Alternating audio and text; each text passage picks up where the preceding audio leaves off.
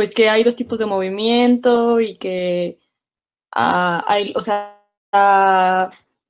desde el ciego hasta el colon transverso es donde, o sea, mitad proximal, pues, donde se da más que nada o mayormente la absorción y la parte más distal actúa más como lugar de almacenamiento. ¿Y qué hice? ¿Sí se sigue viendo? Sí, todavía. Ok. Y entonces, igual que, bueno, parecido como en el intestino delgado, que eran los movimientos de segmentación, ¿se llamaban? ¿O cómo? Bueno, pues aquí también son los de mezcla y entonces forman estos saquitos que son las austras. Y pues igualmente como es para, o sea, esta parte como para absorción, pues aquí es donde más se forman desde el ciego y el colon ascendente y así. Y pues bueno, los movimientos de mezcla, aquí puse un video donde más o menos se ve cómo, o sea, cómo se va contrayendo ese anillo que ya nos explicaban. Y pues es como, pues sí, de mezcla.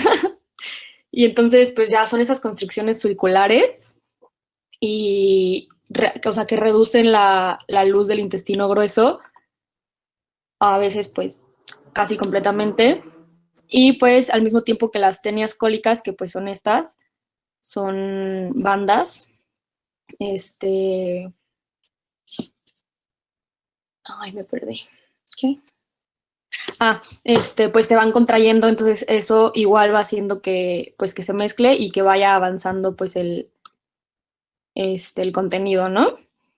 Y entonces, pues aquí es donde se forman las austras que ya les estaba diciendo que son estos sacos, eh, que es para que se vaya absorbiendo y ir empujando como poco a poco el contenido hasta que haya como 80 a 200 mililitros para pues ya la evacuación diaria. Y pues ya, o sea, va en sentido anal, como ya nos habían comentado. Y pues estas que son las austras, pues son las no, las que no se contraen, pues, o sea, porque aquí están los anillos y así, ¿ok? Y luego la propulsión. Oye, espera, ¿Mm? ¿qué capas de la muscular externa forman las austras? ¿Las austras o los anillos? Sí, es lo mismo, austras o anillos. Ah, sí, los austras no son los taquitos estos, entonces. Sí, o sea, una capa de la muscular externa forma esas austras. Ajá. La pregunta es cuál es. Pues la circular, ¿no? Ok, las circulares y las tenias, las Sí. longitudinales. Ok, continúa, por favor. Ok, ya pues después los movimientos de propulsión, que pues igual son como estas contracciones que pues igual se ven en el video para pues que avance el contenido. Y pues igual como les decía, la mayor ocurre, o sea, la mayoría ocurren en esta parte porque pues es donde pues tienen que subir, ya bajar pues es más fácil. Y, no, ¿qué?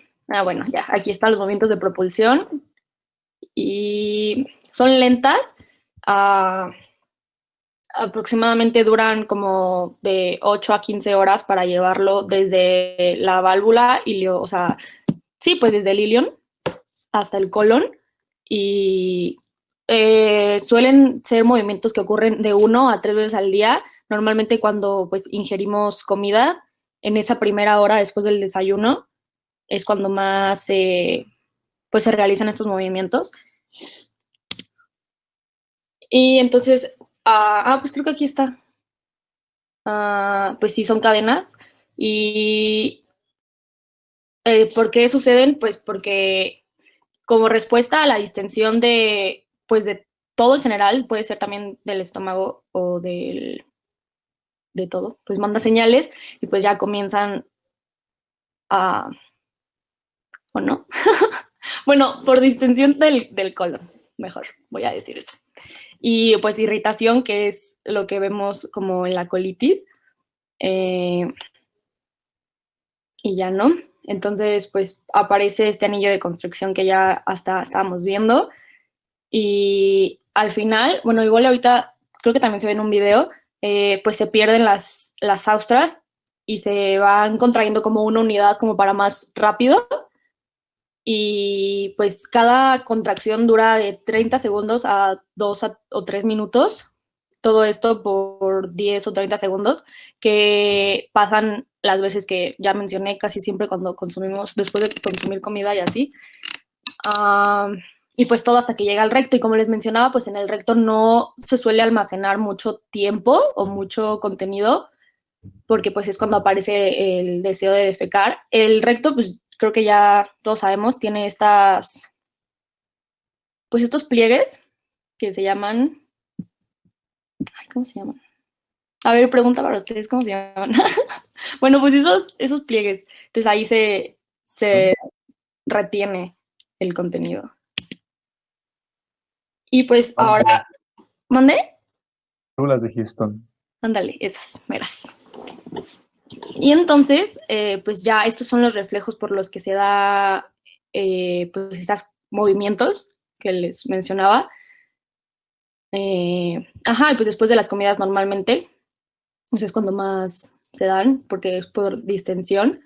Y pues son por el sistema nervioso autónomo. Y pues aquí se ve más o menos. O sea, se empieza a distender el estómago y pues ya van mandando señales a todo el sistema. Y pues los esfínteres pues sirven para que no se vaya tan pronto o para, pues sí, como para regularlo, ¿no? Y ya, eso es antes del colon, obviamente. Los principales neurotransmisores que se ven en... Ay, ¿dónde está mi flechita? Bueno, son pues los estimuladores, la acetilcolina, la neurocinina A y la sustancia P. Y los inhibitorios es el péptido vasoactivo intestinal o algo así se llama, el BIP, y pues el óxido nítrico. Y ahora sí, lo que les mencionaba acá de que también se puede ser respuesta a la irritación, pues es como en la colitis ulcerosa, que pues precisamente es irritación que crea estas úlceras y pues o sea, provoca mucho movimiento de mezcla pues continuo, ¿no? Y entonces aquí se ve, o sea, en todo el proceso pues de la colitis. Miren, aquí se ve lo que les decía que desaparecen las austras. ¿Sí ven? Como pues ya no hay acá. Entonces aquí se ve como los dos extremos de la motilidad, que es cuando hay muy poca motilidad, hay pues demasiada absorción, y cuando hay mucha motilidad no se alcanza pues a absorber casi nada, y es cuando hay diarrea y así. Y así, ¿no? Ahí está. Ahí. Y luego, pues ya la defecación, pues como ya... Okay, espera un poco. Ajá, ok. Ok, prácticamente las austras nos sirven para los movimientos de mezcla. ¿Para qué? Para que el epitelio que tenemos tanto en colon como en colon, pues continúe absorbiendo un poco. ¿Qué es lo que se absorbe? Principalmente agua. Ajá. Ok, las tenias nos ayudan para los movimientos de propulsión. ¿Qué quiere decir esto? Tenemos nuestra austra, tiene movimientos de mezcla prácticamente de un lado a otro, después que queremos que siga avanzando. ¿Para qué? Para formar las heces. Esto se lleva a cabo, esos movimientos de propulsión, debido a las tenias colónicas, que son las que ya les mencioné, que es por la longitudinal de la muscular propia. Y pues prácticamente cuando ocurren esos movimientos de propulsión se pierden esas austras, debido a que prácticamente estiramos un poquito ese colon y pues sí continúa avanzando. Ok, la colitis ulcerosa, ¿te imaginas por qué ocurre? Pues por irritación del colon. Por Ok, eso se... pero esa irritación, ¿qué la causa? Pues como cosas pesadas como picante o chocolate o así, ¿no? Ok, Intenso. el picante. Esto prácticamente se debería a que, como tú dijiste, comes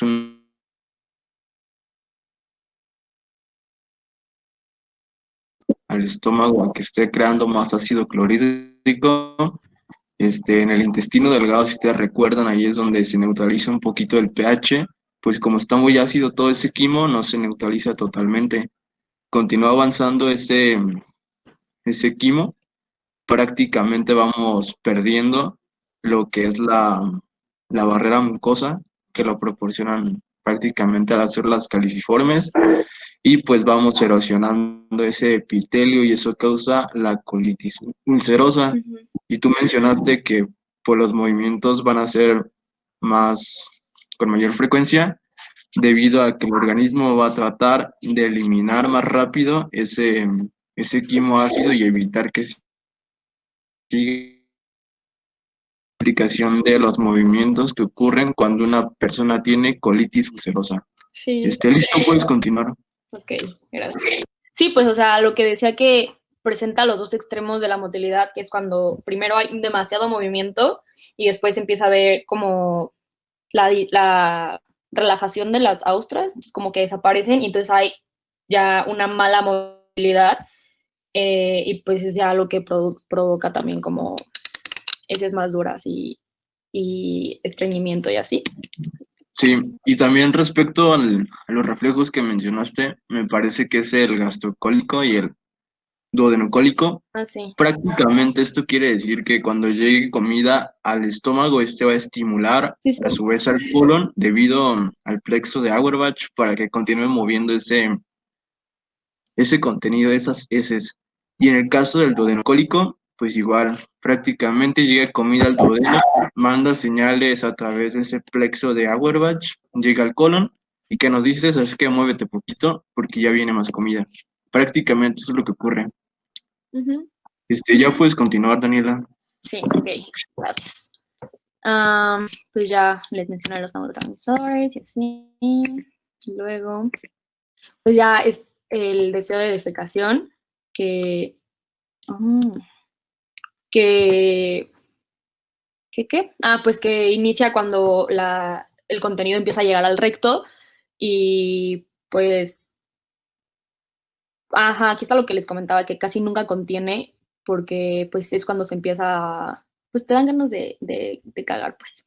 Y entonces, por o sea, hay dos reflejos que están involucrados pues, en la defecación, que es el reflejo intrínseco de la pared rectal, mediado por el sistema nervioso entérico, que es un tanto, o sea, se considera que es débil porque necesita del siguiente reflejo y este es cuando se empieza, pues son señales aferentes del plexo mientérico que pues llegan a la médula y ya cuando, a la parte, bueno, ya, X llegan. Y entonces se empieza, pues o sea, empieza aquí el reflejo, pero pues es débil porque necesita del reflejo parasimpático. Este funciona, o sea, es el que hace funcionar eh, los dos juntos. Y aquí es donde intervienen los segmentos sacros de la médula espinal y regresan, pues para provocarlo, los nervios pélvicos. Y pues ya es el mismo video que ya les puse hace rato. Y entonces aquí es donde entran pues los esfínteres, que sabemos tenemos uno interno, y este es el que provoca, o sea, es el que mantiene más bien del 70 al 80% del tono pues, del ano. Y entonces, por este reflejo, se empieza a distender y pues se relaja y aumentan las ondas peristálticas pues para ya evacuar.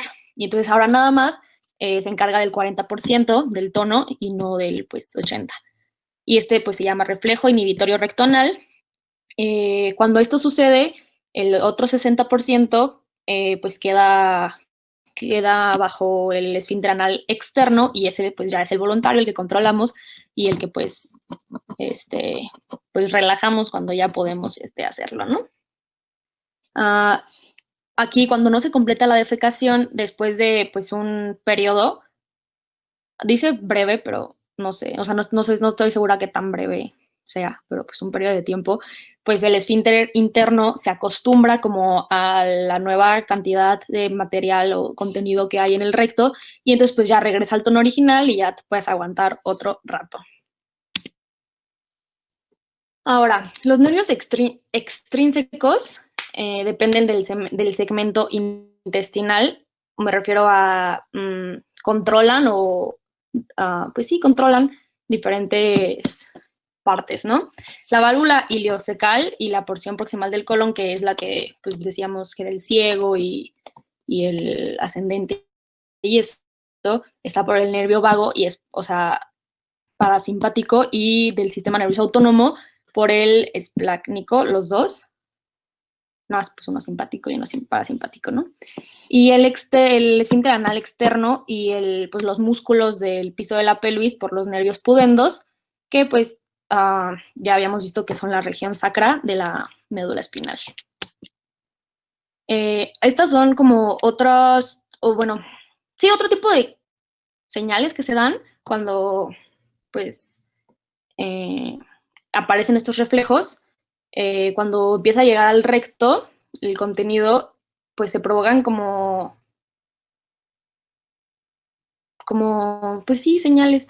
Entonces, o sea, también causan inspiración profunda, cierre de glotis y contracción de los músculos abdominales. Toda esta presión, pues provoca que el contenido fecal vaya en dirección anal, pues ya al recto, y entonces así es como un ciclo y se van produciendo más reflejos, pero este es como más, o sea, esta no es como la forma más natural, o sea, es más como forzado esa presión y contracción de músculos abdominales, que obviamente, por ejemplo, bueno, leí que personas que pues se aguantan, pues usan estas otras señales como para cuando ya tienen tiempo, ganas o ánimo de cagar o no sé. Y entonces es cuando ya como que se frustran sus métodos naturales, que son pues los reflejos que ya habíamos visto. Y ya. Es todo de mi parte. ¿Alguna pregunta o algo? ¿O comentario? No sé.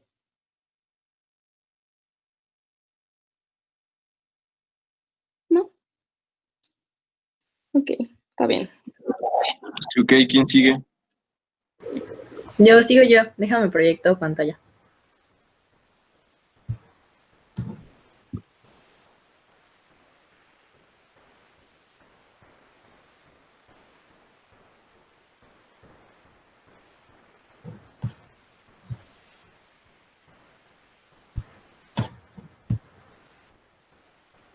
¿Sí se ve? Sí. Vale. Bueno, yo soy Andrea Ábalos de la sección 8. Igual acabo de pasar a segundo. Y lo que yo les voy a exponer son otros reflejos que se pueden presentar. Estos reflejos no son muy comunes, entonces como que no hay mucha información sobre ellos. Pero empezamos con el reflejo peritoneo intestinal. Este se da mucho en los pacientes con peritonitis y como el reflejo lo que hace es inhibir la acción de los nervios entéricos excitadores, causa una parálisis intestinal y es causado cuando hay una irritación en el peritoneo. Después tenemos el reflejo nefrointestinal, que así como lo dice, son reflejos muchísimo menos frecuentes y su origen se da en el intestino. De ahí pasa a los ganglios simpáticos prevertebrales y inhiben la actividad intestinal en caso de irritación renal o vesical.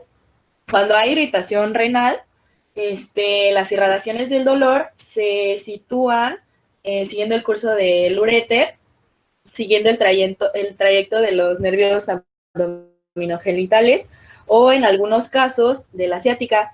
Y cuando hay un dolor máximo de dolor renal, se le llama cólico, que puede acompañarse con síntomas como de otros aparatos, principalmente del gastrointestinal, y puede causar náuseas, vómitos o meteorismo, que es cuando hay como una acumulación de gases en el intestino o en el estómago y se da una distensión, y por esto se puede llegar a confundir el diagnóstico que se dé con una enfermedad gastrointestinal, y por eso se tiene que dar como un correcto, ¿cómo se llama? Se tiene que interrogar bien al paciente. Esto es regulado por secreciones hormonales de secretina, PIG y CCK. La secretina emite sus señales por medio de proteínas G, se sintetiza en las células S de la mucosa duodenal y se libera en respuesta de un pH bajo. Esta estimula la secreción de bicarbonato en los conductos pancreáticos y biliares, como también en células del epitelio duodenal.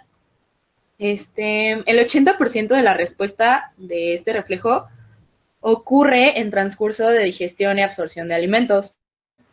Después tenemos el PIG, que es el péptido insulinotrópico dependiente de la glucosa, o también en algunas bibliografías lo pueden encontrar como péptido inhibidor gástrico. Es liberado por las células K intestinales en respuesta de los componentes de los alimentos que ingerimos, como los carbohidratos, la proteína y las grasas. Y tiene la acción de inhibir la secreción del ácido gástrico y también de aumentar la secreción de insulina por medio del páncreas endocrino.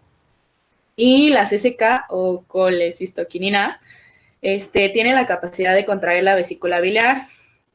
También puede llegar a afectar funciones de otras células y tejidos.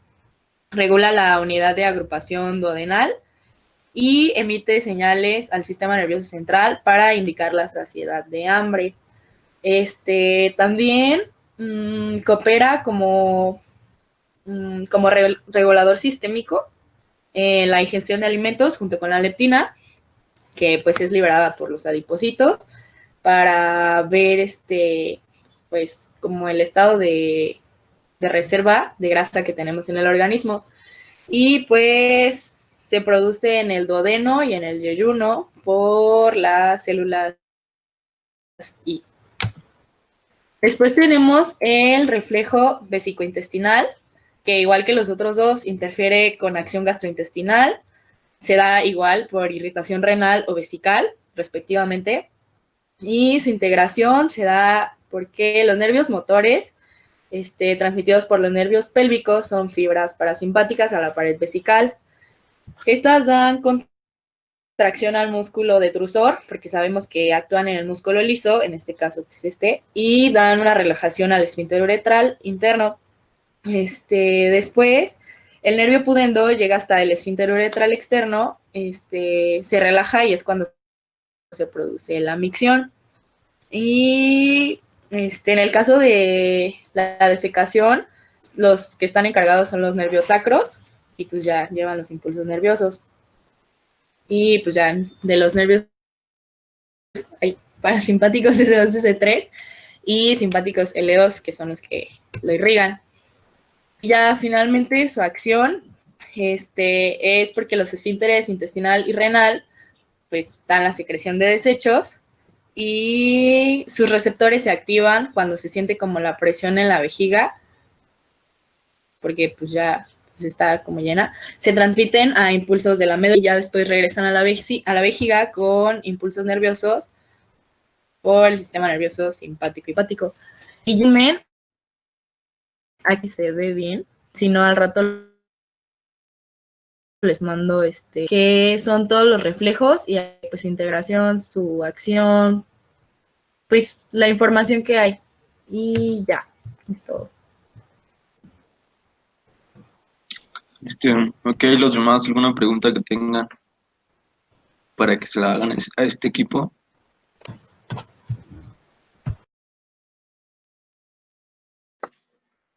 ¿Nadie tiene alguna pregunta o ya continuamos con el siguiente?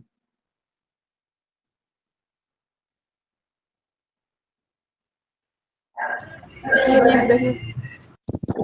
Ok, entonces sigue la sección 9.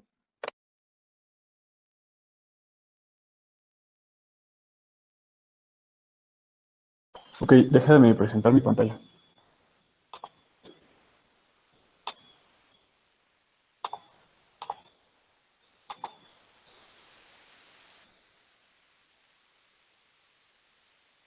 ¿Se ve? Ya. Ok. Bueno, pues nosotros somos el equipo de la sección 9. Estamos conformados por Selena, Aidil, Ana y por un servidor Abelardo, el tubo digestivo. Los dejo con mi compañera Selena. Bueno, dijo Abelardo, y, y yo les voy a dar realidades acerca del tema que nos tocó, que fue funciones secretoras del tubo digestivo. Para comenzar, pues vamos a hablar que en el tubo digestivo las glándulas cumplen con dos funciones fundamentales, las cuales son, primero, la secreción de enzimas digestivas que están presentes en casi todas las regiones del tubo digestivo y, pues como su nombre lo dice, contribuyen a la digestión y la absorción de alimentos presentes en la vía digestiva. En segundo lugar, las glándulas también están encargadas de producir moco desde su distribución a partir de la boca hasta el ano, y pues esto es para proporcionar lubricación y protección de todas las regiones del tubo digestivo. En su mayoría, las secreciones digestivas son originadas como respuesta a la presencia de alimentos en la vía digestiva, y pues estas secreciones suelen ser en cada segmento la cantidad necesaria para una digestión adecuada. En algunas partes de todo el tubo digestivo, las enzimas y los componentes de las secreciones varían de acuerdo al tipo de alimento presente o a la cantidad de este. ¿Puedes cambiarle, por favor?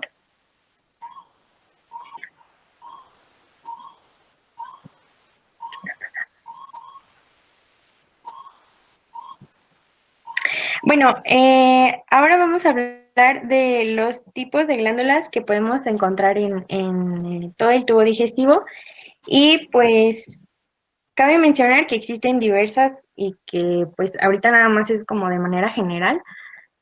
Entonces, en primer lugar, les voy a hablar de las células mucosas o de las células caliciformes. Estas pues se encuentran en la superficie del epitelio de la mayor parte del tubo digestivo, y me parece que son las más importantes porque el tubo digestivo contiene miles de millones de estas células. Son llamadas también células caliciformes por su forma o su aspecto de cáliz, y pues es una glándula exocrina simple, la más simple. Histológicamente hablando, son visibles en una tinción para polisacáridos con ácido periódico de Schiff. Y pues estas células responden a la irritación local del epitelio y expulsan moco directamente a la superficie epitelial. Actúa como lubricante para la excoriación y la digestión. Hablando un poquito, vamos a abordar ya la importancia de este dentro del tubo digestivo. ¿Puedes cambiar? Bueno, primero diremos que el moco es una secreción densa que está compuesta principalmente por agua, electrolitos y por una mezcla de polisacáridos unidos a proteínas llamadas glicoproteínas.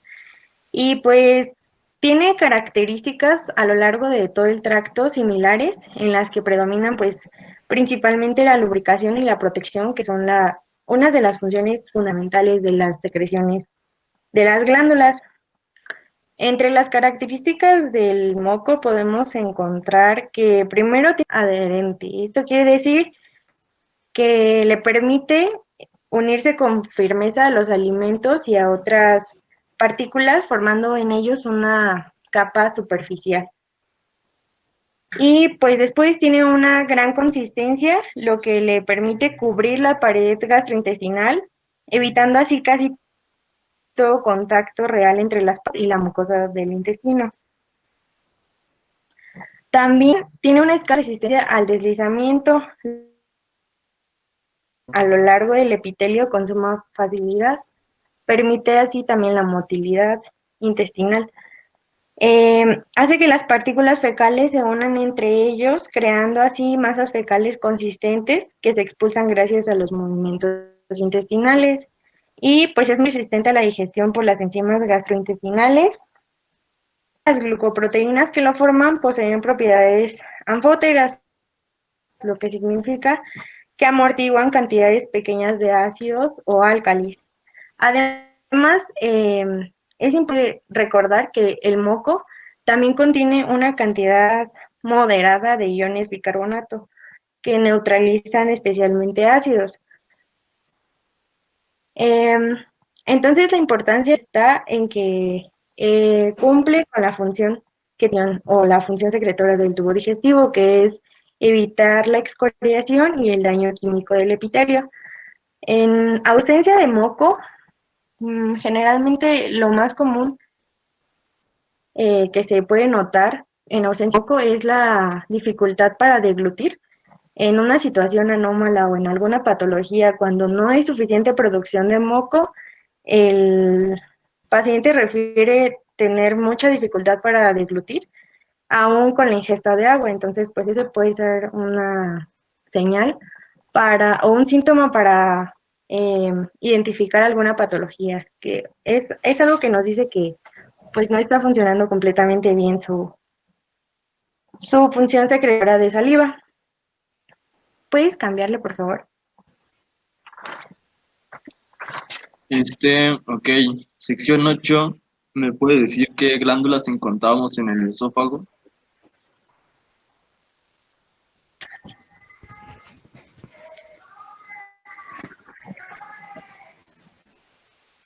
Sección 8. Depende ¿De qué depende? de la zona en la cual se encuentren. Ok, en lámina propia, ¿cuáles encontramos? No. O sea, en la lámina propia van a estar siempre, pero lo que yo me refiero es el tipo de glándulas que vamos a tener. Ok, Obviamente, pues hay pregunté. glándulas mucosas, pero pues un poquito más abajo van a ser un poquito más alcalinas, pues para lo mismo, ¿no? Para Ok, solo dime el controlar. nombre de ellas. El nombre Son las que tienen esofágicas. cardiales y pues, las normales, las esofágicas, Ok, cardiales y esofágicas propiamente dichas. ¿Cuáles son más alcalinas, Ulises? obvio, las cardiales, Las cardiales. ¿Y sí en qué señor. parte la encontramos? Pues ya en la parte más distal del estófago.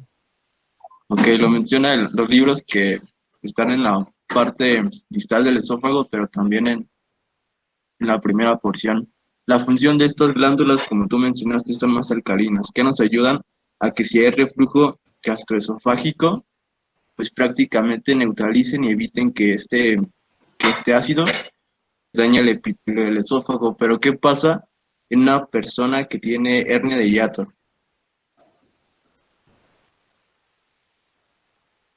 ¿Hernia de qué? Hernia hiatal, algo así. ¿Qué Mm, patología? no, pues Ok, más bien no sé. va a ser el esófago de Barrett. Prácticamente es una metaplasia. Mm, ¿Qué es lo que ocurre? Cambia el epitelio del esófago por el epitelio del estómago. Esto, pues, predispone a cáncer. La diferencia de una metaplasia a una transición de epitelios es que la transición de epitelios es normal, pero una metaplasia también es un cambio de epitelios, pero esto ya es patológico. Como mencioné, predispone a cáncer esofágico. Y las glándulas esofágicas propiamente dichas prácticamente lubrican para que el alimento continúe y pase por el esófago hasta llegar al estómago. Ok, pero están bien todos. Continúen, porfa, sección 9. Ok, bueno, como les decía, además de las células caliciformes, en muchas zonas superficiales del tubo digestivo encontramos también estas depresiones que son en realidad invaginaciones del epitelio hacia la submucosa. En el intestino delgado, estas depresiones, que son también conocidas como criptas de Lieberkühn, son profundas y contienen células secretoras especializadas. Más adelante vamos a hablar de cada una de estas, conforme vamos avanzando secreciones. Y pues en tercer lugar encontramos en el estómago y en la parte más proximal del duodeno un gran número de glándulas tubulares profundas. Sí, está bien, ya déjale en la hora. Por último, pues vamos a hablar de las diversas glándulas complejas que se asocian al tubo digestivo, como son las glándulas salivales, el páncreas y el hígado, que proporcionan secreciones precursoras de la digestión o la emulsión de los alimentos. Y bueno, estas glándulas se localizan fuera de las paredes del tracto digestivo, lo que las hace diferentes pues, del resto de las glándulas digestivas. Contienen millones de acinos que están revestidos por células glandulares secretoras y pues les repito, vamos a explicarlo más a profundidad, pero de manera general estos acinos que las constituyen confluyen en un sistema de conductos que desembocan en el tubo digestivo propiamente dicho. Ahora vamos a hablar acerca de los mecanismos básicos de estimulación de las glándulas del tubo digestivo. Vamos a tener tres mecanismos básicos, una estimulación local, una estimulación nerviosa y una regulación hormonal. Primero entonces vamos a mencionar la estimulación local. Esta se da en la presencia de los alimentos en algún segmento determinado del tubo digestivo y pues este suele estimular a las glándulas de esa zona específica o de zonas adyacentes también, para que secreten cantidades moderadas o grandes de acuerdo a la necesidad que se presente de jugos digestivos. Bueno, esto como ya habíamos mencionado antes, lo podemos observar en las células caliciformes, por ejemplo, que secretan moco como parte de este efecto local, que se debe al contacto directo de las células glandulares superficiales con los alimentos. Un punto importante que hay que considerar también en esto es que la estimulación epitelial local ya mencionada activa de igual forma al sistema nervioso entérico de la pared intestinal. Y pues existen tres tipos de estímulo a este sistema. Puede ser la estimulación táctil, la irritación química o la distensión de la pared intestinal generados por cualquier otro factor. O sea, estos tres son los capaces de activar al sistema nervioso entérico.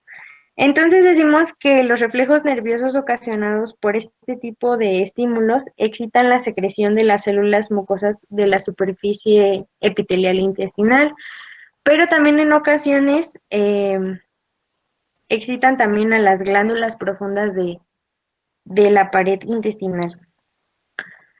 Continuamos entonces con la estimulación nerviosa y para esto encontramos una estimulación autónoma que nos dice que la estimulación de los nervios parasimpáticos presentes en el tubo digestivo aumenta la velocidad de secreción glandular en este sitio. Podemos observar este aumento de velocidad de secreción especialmente en glándulas de la parte proximal que están inervadas por los nervios parasimpáticos glosofaríngeo y vago, que además comprenden las glándulas salivales, esofágicas, gástricas, el páncreas y las glándulas de Brunner del duodeno. Esto mismo ocurre también en la parte distal del intestino grueso, que está inervado por los nervios parasimpáticos pélvicos. Sin embargo, la secreción del resto del intestino delgado y de los 2/3 iniciales del intestino grueso depende fundamentalmente de los estímulos nerviosos y hormonales que tienen repercusiones específicas para cada segmento del intestino. ¿Hasta aquí voy bien o alguien tiene alguna duda? ¿No? Bueno, entonces también cuenta con una inervación simpática que de manera contraria a la estimulación parasimpática, pues puede tener un efecto doble, esta inervación simpática. En primer lugar, puede que la estimulación simpática sea aislada y provoque únicamente un ligero aumento de la secreción, o puede darse también que si la inervación parasimpática o la inervación hormonal ya está produciendo una cantidad considerable de secreción, esta estimulación simpática reduzca esa producción de secreción. a veces en gran medida. Y pues esto se da gracias a la disminución del flujo sanguíneo o la vasoconstricción. Generalmente de eso se apoya este tipo de inervación. Ahora sí vamos a pasar entonces a la regulación hormonal de la secreción. Y pues cabe mencionar que hay diversas hormonas en el estómago y en el intestino. Y pues estas ayudan a regular el volumen y la consistencia o el carácter de las secreciones.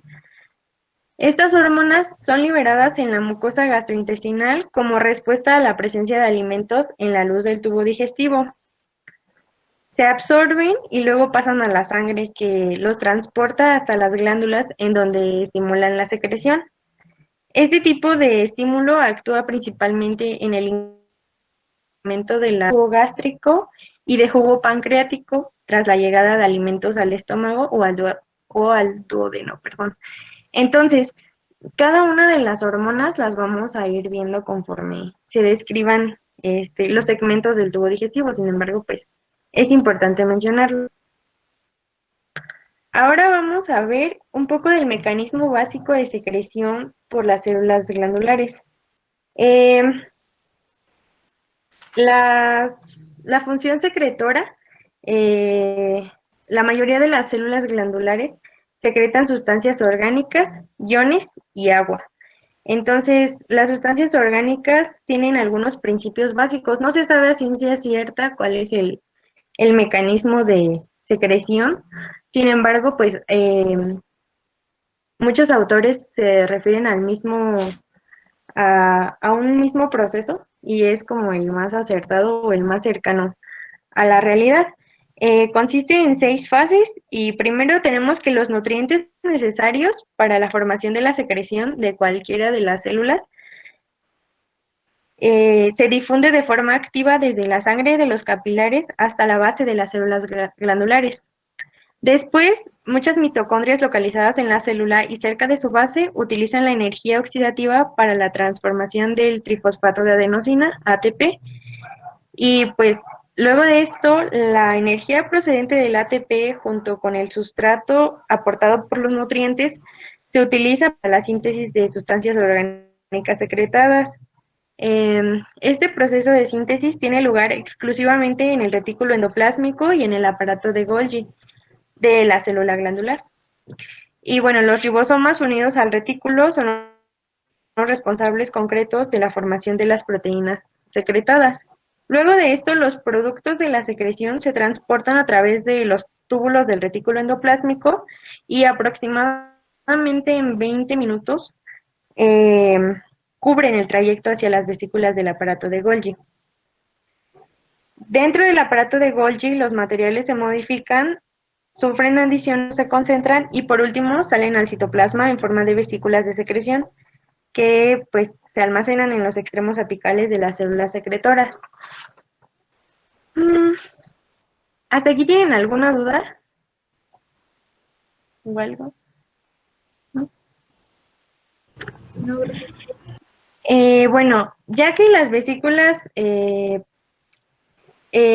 almacenan en la célula, estas vesículas permanecen ahí hasta que las señales de control nerviosos u hormonales expulsan su contenido hacia la superficie celular. Este proceso de expulsión se da principalmente en dos pasos. En el primero, pues la hormona se une a su receptor y a través de uno de los posibles mecanismos de señalización celular se aumenta la permeabilidad de la membrana celular para los iones calcio. Y el calcio a su vez penetra en la célula y hace que muchas de las vesículas se fusionen con la membrana celular apical, que posterior a esto se abre hacia la superficie a fin de vaciar su contenido al exterior. Lo que conocemos básicamente como exocitosis. Bueno, además de pues las secreciones de sustancias orgánicas, también tenemos que hay una secreción de agua y electrolitos, pero pues más adelante se va a mencionar esto. Entonces vamos a comenzar ahora sí a describir de manera concreta Y un poco más específica, cada una de las secreciones la vamos a describir la secreción salival, secreción esofágica, secreción gástrica, pancreática, secreción de bilis por el hígado y secreciones del intestino delgado e intestino grueso. Sus funciones y pues algunos de los mecanismos que regulan la producción y la secreción. Comenzando entonces con la secreción salival. Bueno, primero hay que decir que las glándulas salivales mayores están representadas por 3 glándulas pares. Las glándulas sublinguales, que están ubicadas en el tejido conectivo de la cavidad oral, y las glándulas parótidas y submaxilares, que están ubicadas por fuera de la cavidad oral. ¿Le puedes cambiar, por favor?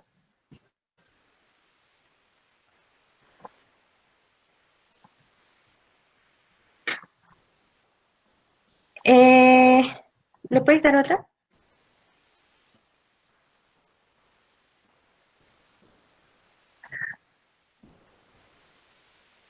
Entonces mencionamos que la saliva contiene 2 tipos esenciales de secreción proteica. Primero, una secreción serosa que es rica en tialina, una amilasa que es una enzima destinada principalmente a digerir los almidones, y una secreción mucosa con abundante mucina que cumple con las funciones de lubricación y protección de la superficie, como ya lo habíamos mencionado. De acuerdo a estos tipos de secreción, entonces tenemos que las glándulas parótidas secretan casi exclusivamente saliva de tipo serosa, por su composición fundamentalmente de ácidos serosos. Y mientras que las submandilares y las sublinguales secretan ambos tipos de saliva. En la tabla que les muestro, tengo que la sublingual es mayormente mucosa, pero otras bibliografías mencionan que pues es mixta.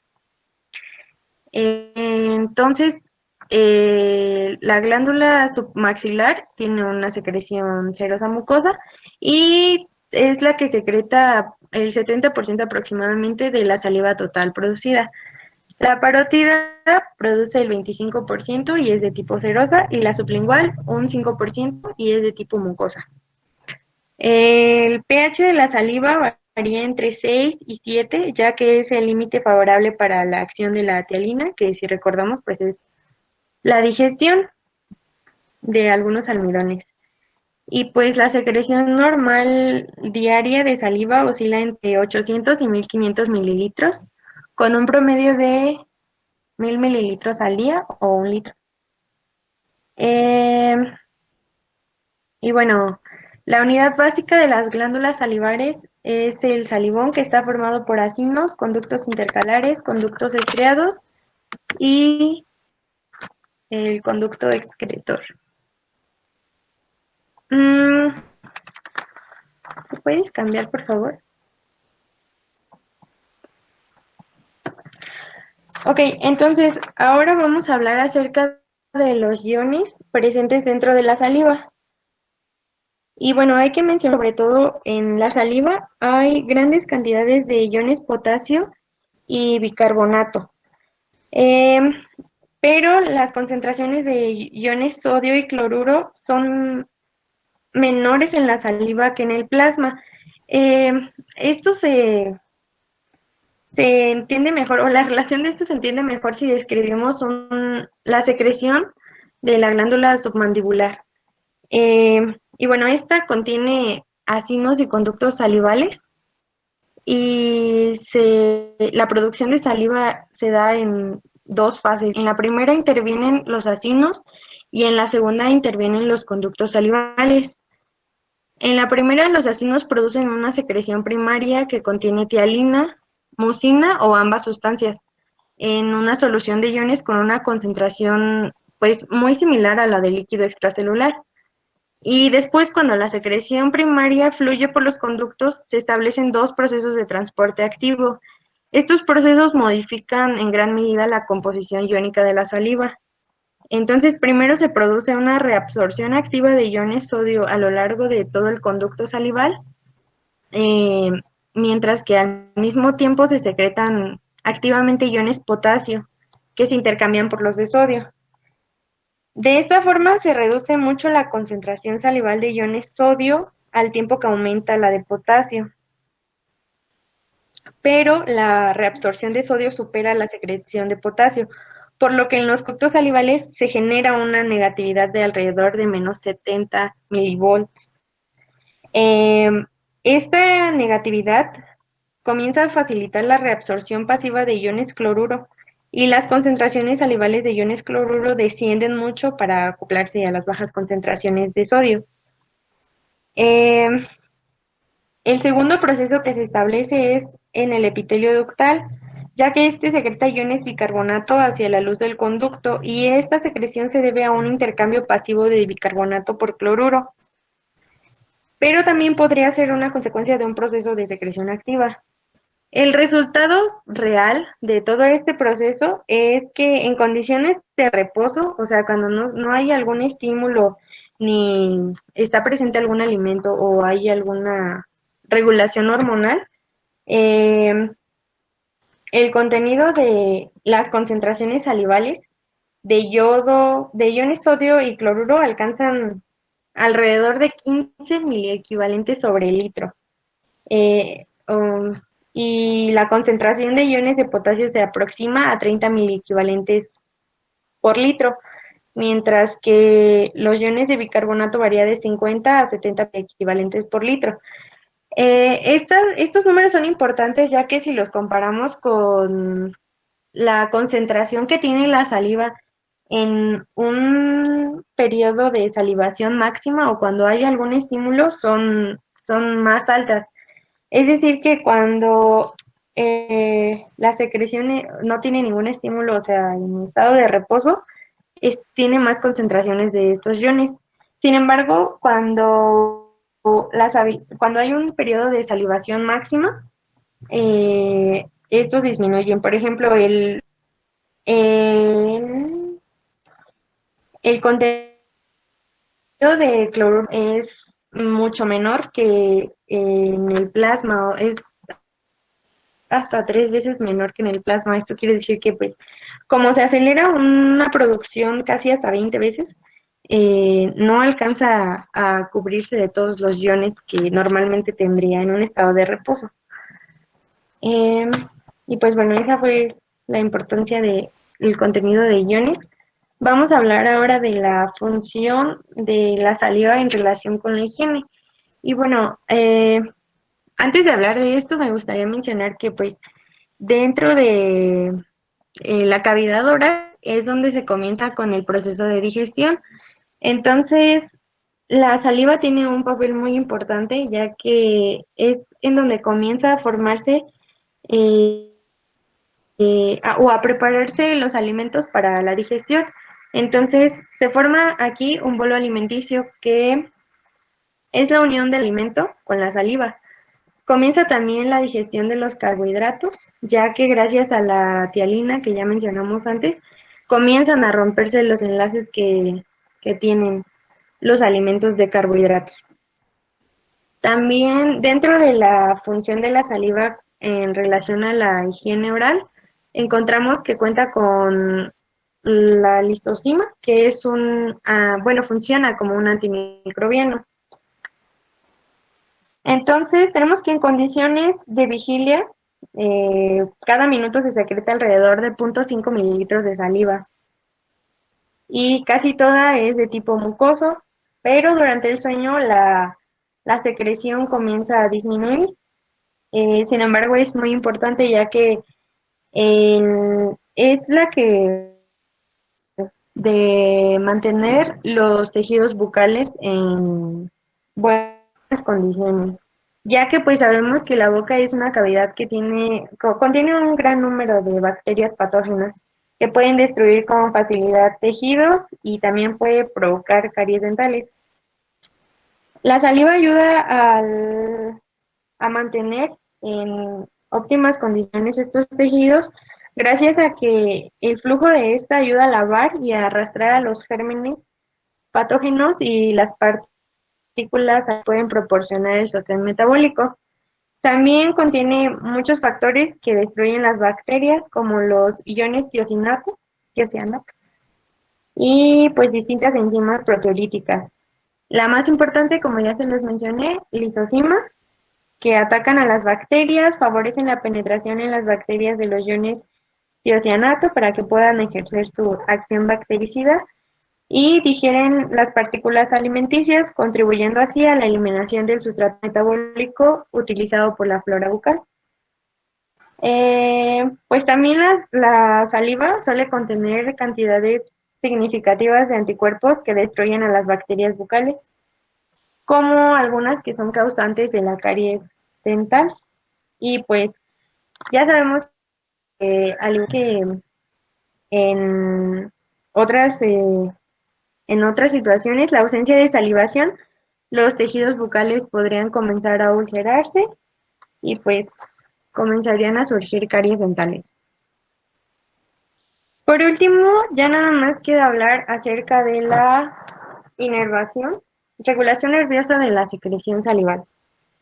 Y bueno, las glándulas salivales están controladas sobre todo por señales nerviosas parasimpáticas que van procedentes de los núcleos salivales post superior e inferior que podemos observar en la imagen. Estos se encuentran situados aproximadamente en la unión entre el bulbo y la protuberancia y se excitan tanto por los estímulos gustativos como por los estímulos táctiles procedentes de la lengua y de otras zonas de la boca, laringe. Muchos de los estímulos gustativos, principalmente los ácidos, que son como los sabores amargos, desencadenan una copiosa secreción de saliva, que es hasta 8 o 20 veces superior a la de en un estado normal. Y pues determinados estímulos táctiles, como la presencia de objetos lisos en la boca, provocan una salivación también muy grande, mientras que algunos objetos rugosos la estimulan muy poco e incluso pues la inhiben. Las señales nerviosas que llegan a los núcleos salivales pueden estimular o inhibir también la salivación. Esto quiere decir, por ejemplo, cuando una persona huele algo que le es muy agradable o que, bueno, algo que ha comido y que le gusta mucho, la salivación suele ser mayor.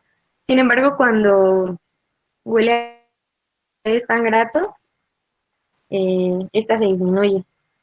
El área del apetito y el encéfalo, que regula en parte estos efectos, se encuentra en la proximidad de los centros parasimpáticos del hipotálamo anterior y pues en gran medida responde a señales procedentes de áreas del gusto y olfato. La salivación también puede producirse como respuesta a los reflejos que se originan en el estómago, principalmente cuando se degluten alimentos que no son como tan agradables, que son más irritantes, o cuando el paciente o la persona tiene alguna patología que le genera náuseas. Y pues al momento de deglutir, la saliva ayuda a eliminar este factor irritativo del tubo digestivo, neutralizando las sustancias irritantes. Pues tenemos también que también puede haber una secreción salival dada por una estimulación simpática, que pues es menos relevante porque como ya lo mencioné antes, la principal inervación está dada por señales nerviosas parasimpáticas. Entonces influye en los nervios simpáticos que se originan en los ganglios cervicales superiores, desde donde viajan hasta las glándulas salivales. Y también, pues, el aporte sanguíneo de las glándulas también regulan o tienen participación en la regulación de secreción salival. Pero creo que es todo de mi parte. No sé si tengan alguna duda, algo, ¿no?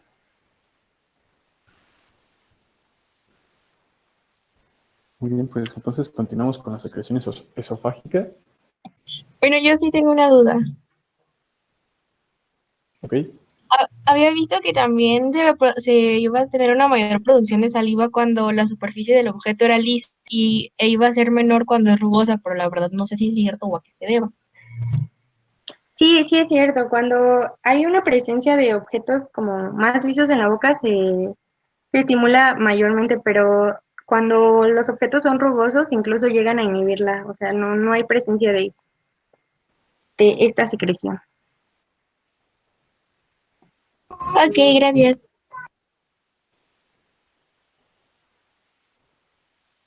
Muy bien. Pues entonces continúa Aidil con la secreción esofágica. Bueno, buenas tardes. Mi nombre es Aidil, soy de la sección 9 y voy a hablar sobre la secreción esofágica y la secreción gástrica. ¿Le cambia, sabe?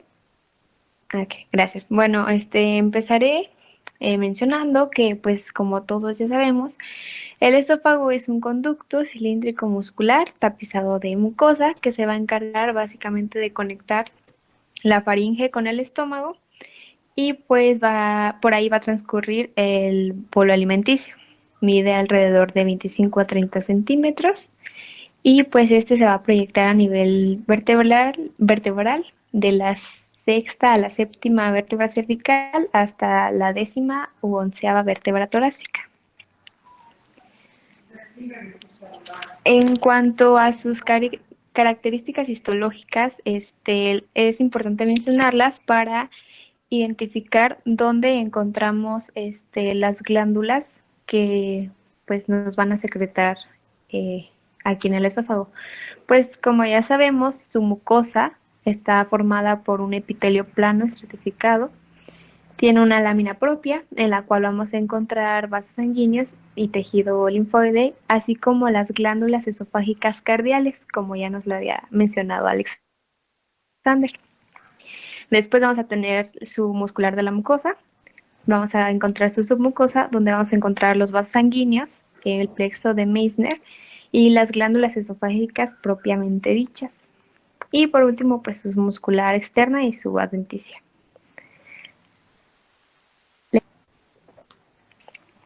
Bien, ahora sí enfocándonos en las glándulas de secreción propiamente, primero vamos a tener a las glándulas cardiales.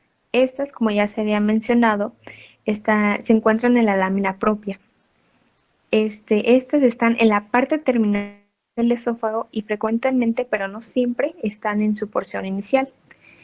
Estas se van a encargar de secretar un moco neutro que va a evitar la exploración de la mucosa por los alimentos recién llegados hacia y van a proteger la pared del esófago cuando está la digestión por los jugos gástricos que puedan refluir hacia este.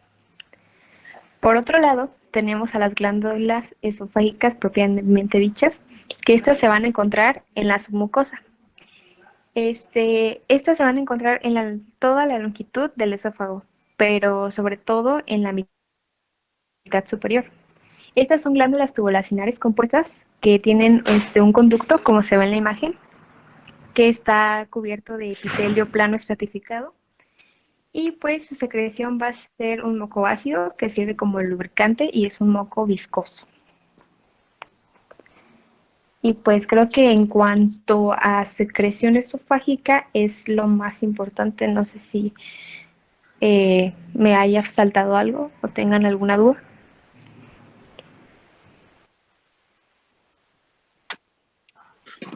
Yo creo que no, continúa. Ok, bueno, entonces continuamos con la secreción gástrica. ¿Le cambia, sabe?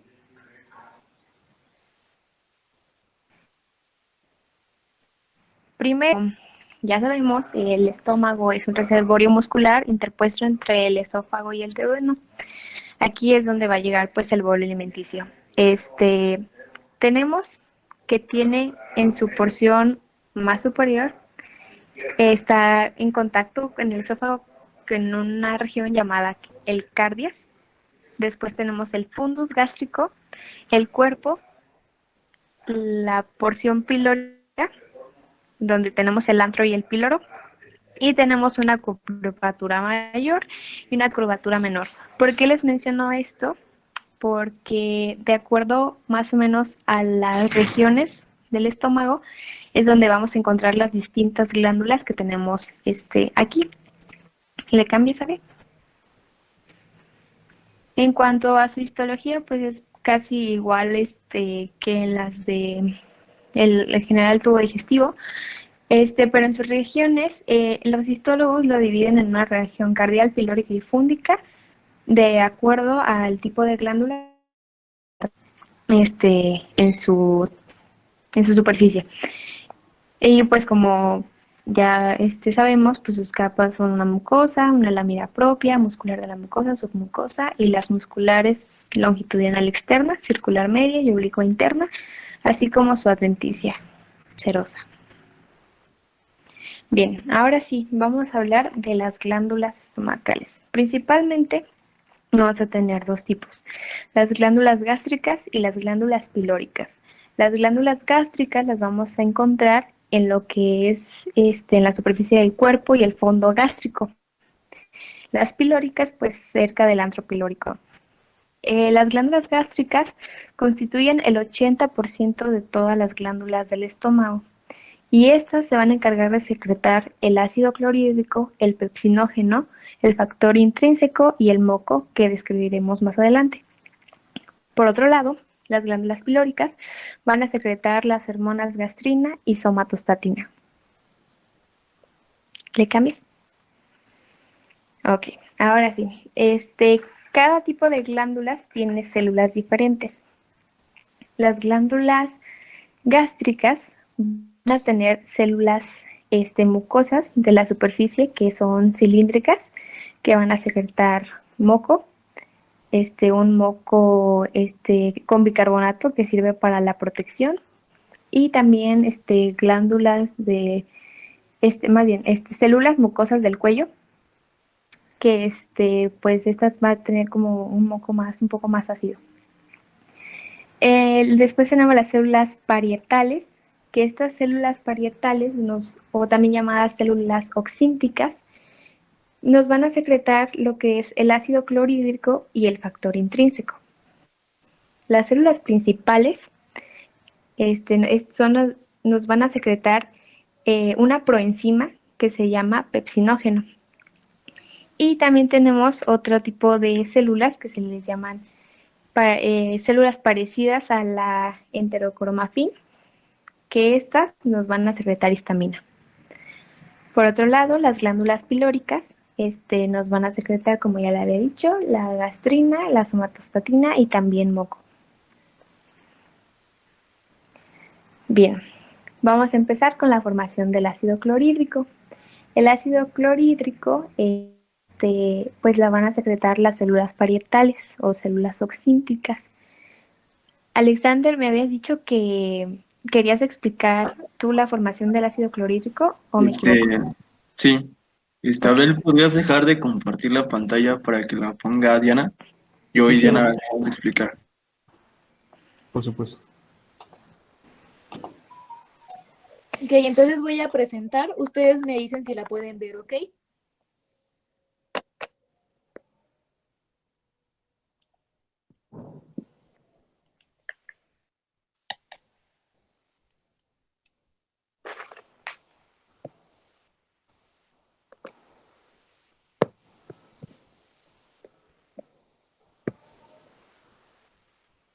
¿Ya lo pueden ver? Sí, ya se ve. Ah, ok.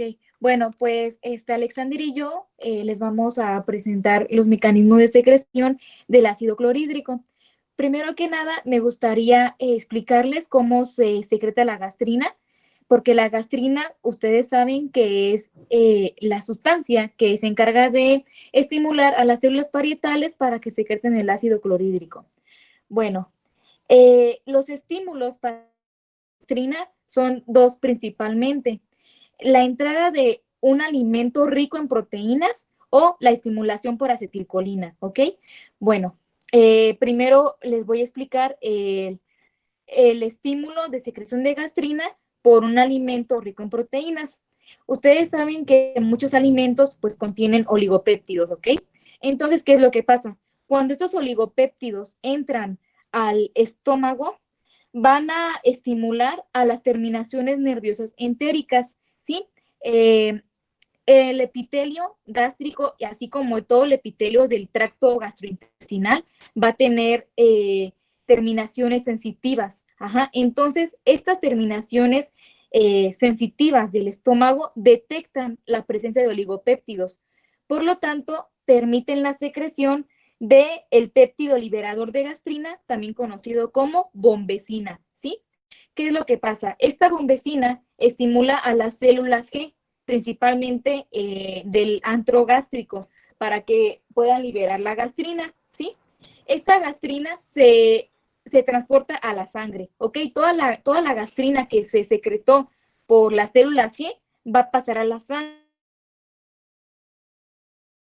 Nos pongan atención en esto. Les quise poner esta imagen del fondo gástrico porque ustedes saben por histología que esta glándula del fondo tiene muchos tipos de células. Encontramos por la parte superior células mucosas, encontramos células parietales, células principales y las células similares a las enterocromáfines. También las pueden encontrar como células símil a enterocromáfines, porque símil hace referencia a semejante, a similar, ¿ok? Entonces, pues en el fondo gástrico tenemos todas estas células, ¿sí? ¿Qué es lo que pasa? La gastrina que estaba en el torrente sanguíneo llega al fondo gástrico y va a estimular a dos células por un mecanismo directo o un mecanismo indirecto. ¿Cuál es el mecanismo directo? Bueno, la gastrina estimula directamente a la célula parietal uniéndose a sus receptores y de esta manera la célula parietal secreta el ácido clorhídrico. ¿Cuál es el otro mecanismo? El otro mecanismo es el indirecto. ¿Y por qué es indirecto? Porque la gastrina no va a estimular directamente, vaya, a la célula parietal, sino que estimula a las células similenterocromáfines para que liberen histamina, ¿sí? Y una vez que se libera la histamina, se une al receptor H2 de la célula parietal para que ahora sí secrete el ácido clorhídrico, ¿ok? Entonces, estos son los dos mecanismos por los cuales el ácido clorhídrico a través de la gastrina con la entrada de un alimento rico en proteínas. Y el otro estímulo que les mencioné es por la acetilcolina. ¿Recuerdan que les dije que el epitelio tiene algunas terminaciones nerviosas? Bueno, pues esas terminaciones nerviosas van a secretar acetilcolina, son parasimpáticas. Ustedes saben que lo parasimpático en el tracto gastrointestinal, pues, excita, permite que se libere la secreción, que haya peristaltismo. Entonces, esta liberación de acetilcolina estimula las células parietales y, bueno, se libera el ácido clorhídrico. ¿Ok? ¿Quedó claro, ¿quedaron claros estos mecanismos? Sí. Sí, Yo tengo una pregunta. sí.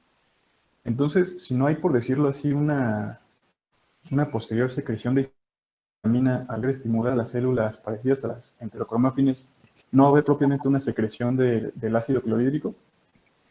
Sí hay secreción porque recuerda que hay dos mecanismos. No solamente se libera ácido clorhídrico por la histamina, también pues se libera directamente por la unión de la gastrina a las células parietales. Si la gastrina solamente estimulara a la célula enterocromáfine, así sería como tú dices, no se podrá liberar ácido clorhídrico, pero como estimula a ambas células, por eso no hay problema. Ok, muchas gracias. Sí.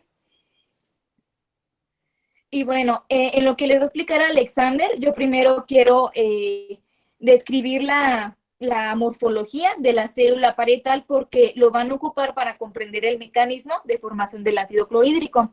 Esta es una célula parietal que también se conoce como célula oxíntica.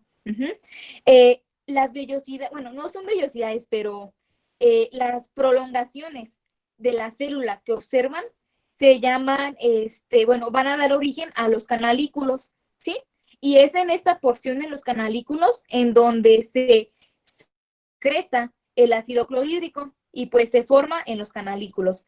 Y pues ya el mecanismo, ahorita se los va a explicar Alexander.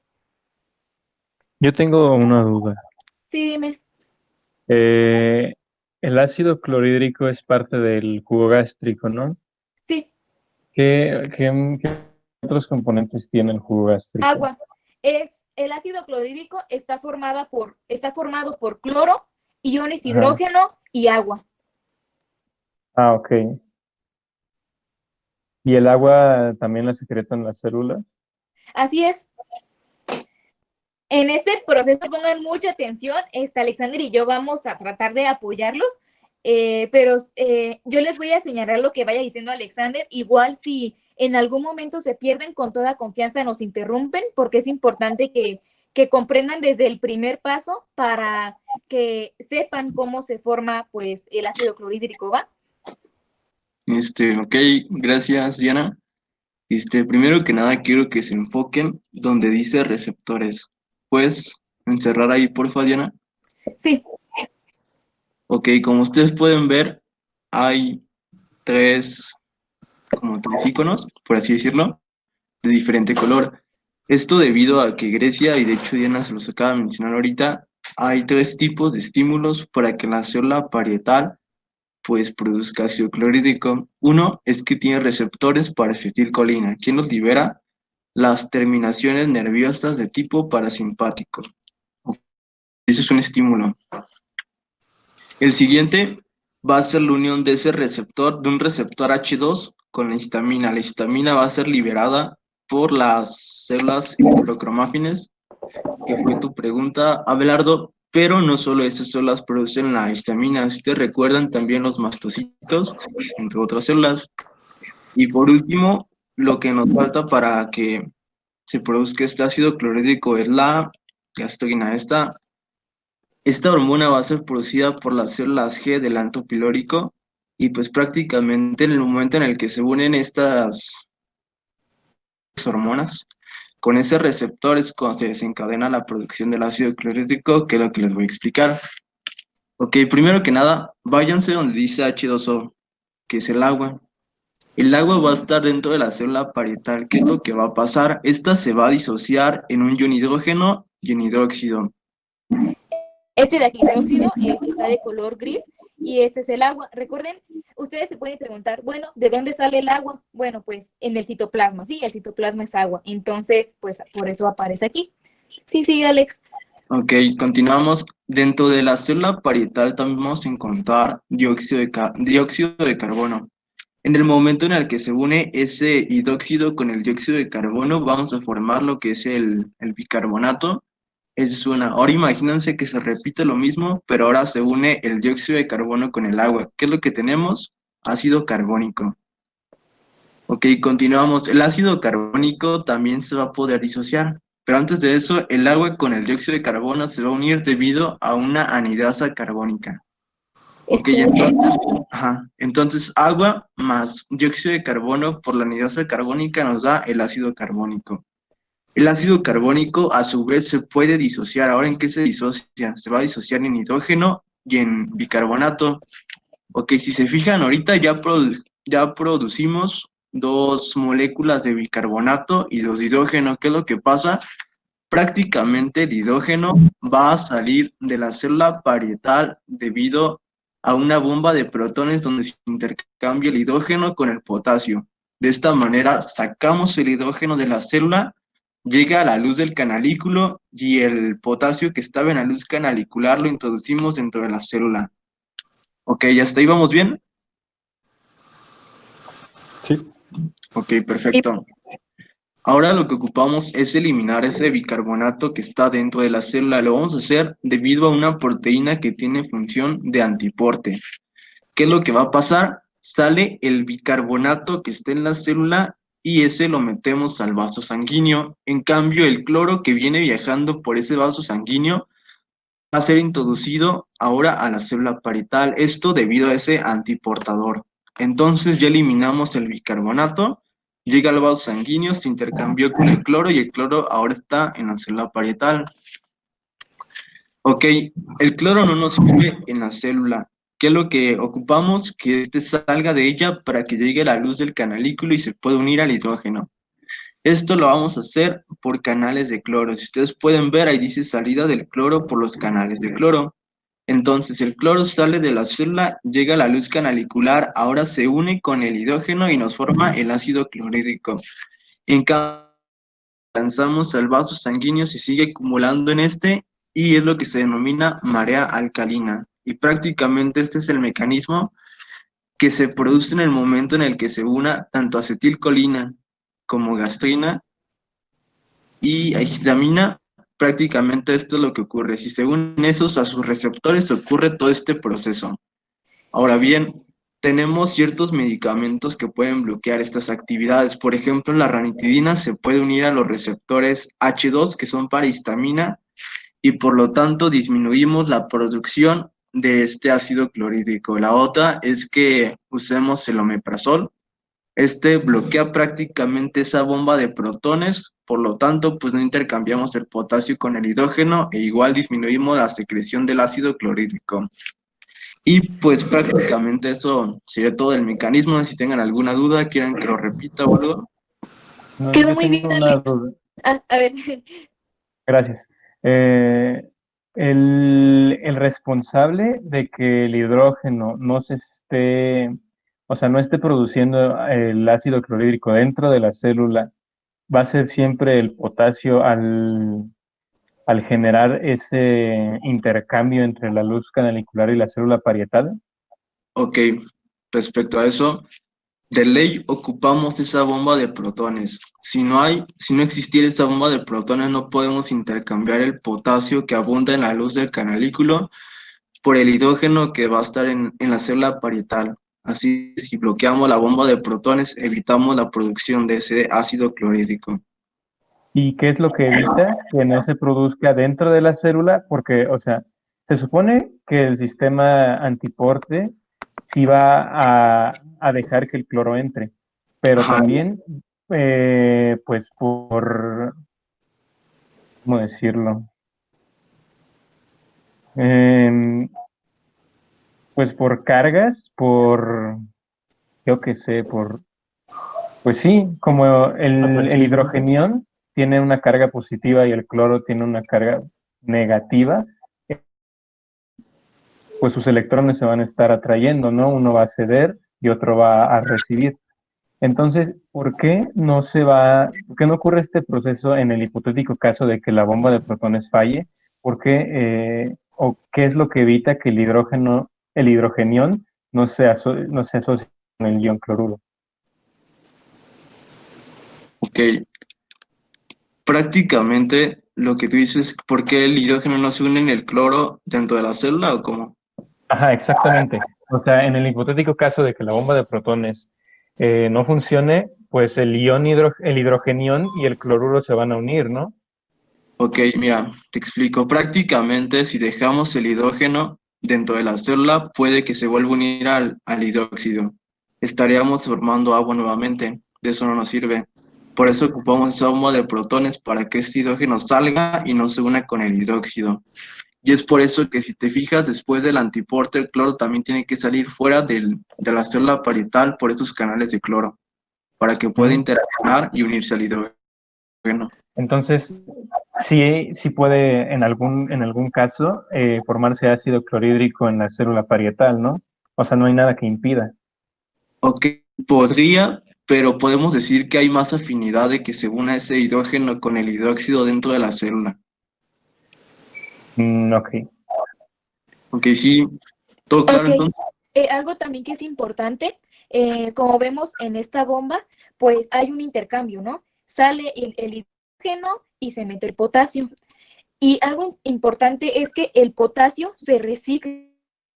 Pueden ver aquí, hay un ciclo, ¿sí? Se mete el potasio y el potasio vuelve a salir.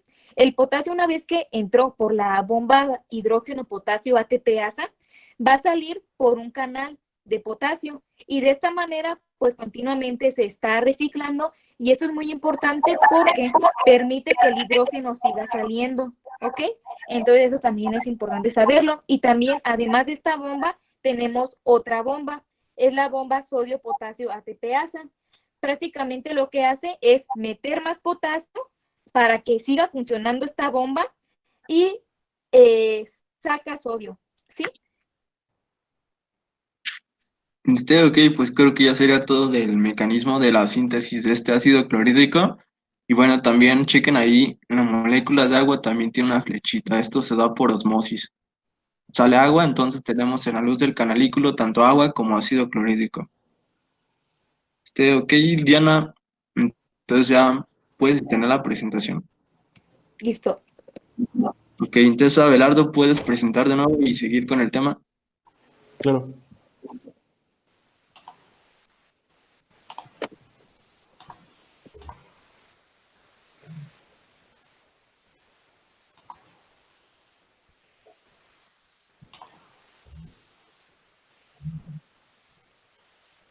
Ok, ¿ya se ve? Sí, ya. Bien, bueno, las células parietales u oxínticas no solo van a secretar el ácido clorhídrico, también nos van a secretar lo que es el factor intrínseco. Estas células, cuando secretan este factor intrínseco, este factor se va a unir a la vitamina B12. Mediante pinocitosis van a llegar al ileum y ahí se va a absorber. ¿Qué pasa cuando falta este factor intrínseco? Pues hay una deficiencia de vitamina B12 y la vitamina B12 nos sirve para mantener la producción de eritrocitos. Entonces vamos a tener más bien la producción de eritrocitos en la médula ósea. Entonces vamos a tener una anemia perniciosa. ¿Hay algo que les gustaría agregar o sigo? Sí, ok. Bueno, ahora la formación de la pepsina. Ya pasamos de las células parietales, ahora vamos con las células principales o pépticas. Estas células van a secretar una proenzima, como ya les he mencionado, que es el pepsinógeno. Este pepsinógeno no posee una actividad digestiva como tal. Sin embargo, cuando el pepsinógeno se une al ácido clorhídrico, se va a formar ahora sí lo que es la enzima pepsina. Esta pepsina es una enzima proteolítica que se va a encargar de hidrolizar a las proteínas durante la digestión y esta enzima solamente funciona dentro de pHs muy ácidos. Cuando hay un pH mayor a 5, esta enzima se vuelve completamente inactiva. Y pues, en cuanto a la regulación de la secreción del pepsinógeno, se va a dar por dos mecanismos principalmente. El primero es la llegada de acetilcolina hacia las células pépticas que proviene de del nervio vago y del plexo entérico estomacal. Y la otra es el ácido estomacal. El ácido estomacal como tal no va a hacer que se secrete pepsinógeno, sino que cuando hay mucha cantidad de ácido, se crean unos reflejos nerviosos adicionales que hacen que se produzca más pepsinógeno. ¿Le das a la que sigue? Ok. Ahora, la barrera mucosa gástrica.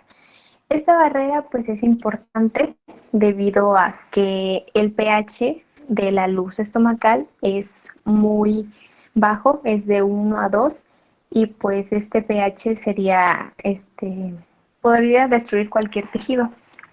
Entonces, las células de la superficie, las células mucosas, se van a secretar un moco que tenga bicarbonato, con el fin de que quede un moco neutro que sea capaz de neutralizar ese medio ácido que tiene la luz estomacal.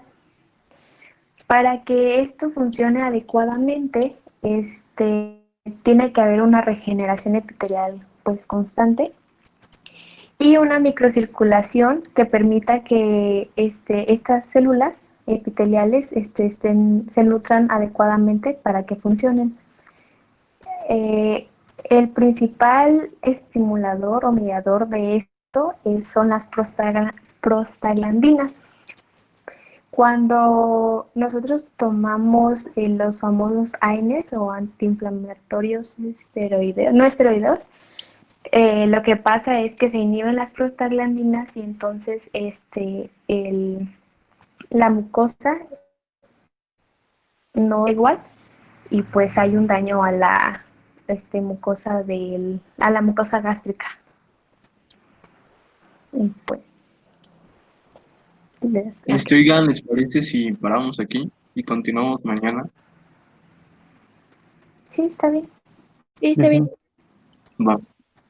Entonces se pueden estudiar y excelente por los que participaron.